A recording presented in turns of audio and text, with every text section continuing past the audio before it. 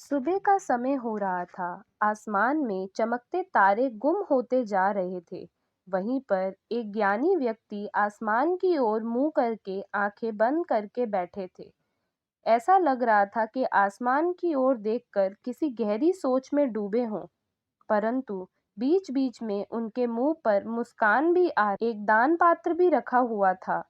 कुछ देर बाद एक व्यक्ति आया, दान पात्र में दान डाला और ज्ञानी के सामने बैठ तब ही कुछ में एक-एक करके व्यक्ति आए, दान पात्र में दान डालकर और ज्ञानी के सामने बैठने लगे।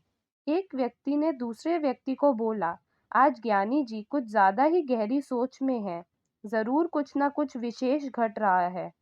दूसरा व्यक्ति बोला, भाई बीच-बीच में हंसते भी जा रहे हैं।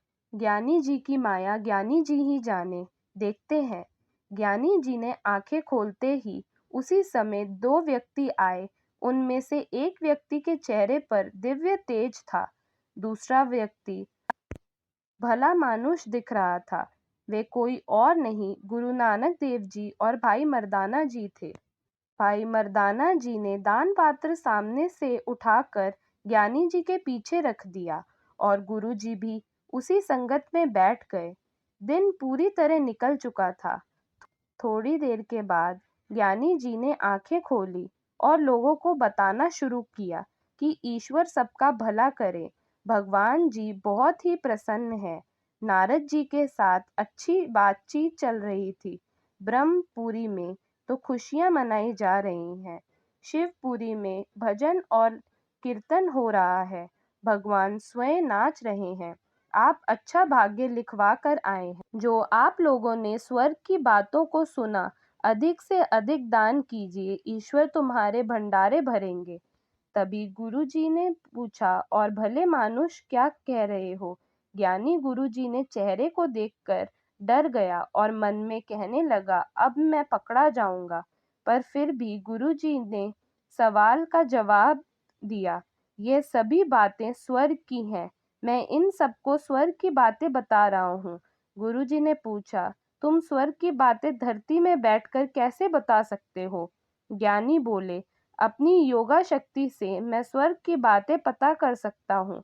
फिर गुरुजी ने पूछा कि तुम्हारा दान पात्र कहाँ है? ज्ञानी ने नीचे देखा और हक्का बक्का रह गया और कहने लगा, मेरा दान पात्र कहाँ है? कोई इसे ले गया। गुरुजी ने कहा, ओ भले मानुष, तुम धरती पर बैठे के स्वर्ग की बातें कर रहे हो और अपना दान पात्र नहीं देख सकते। परंतु यहाँ पर हर व्यक्ति ये जानता है कि तुम्हारा दान पात्र कहाँ है, पर तुम नहीं जानते।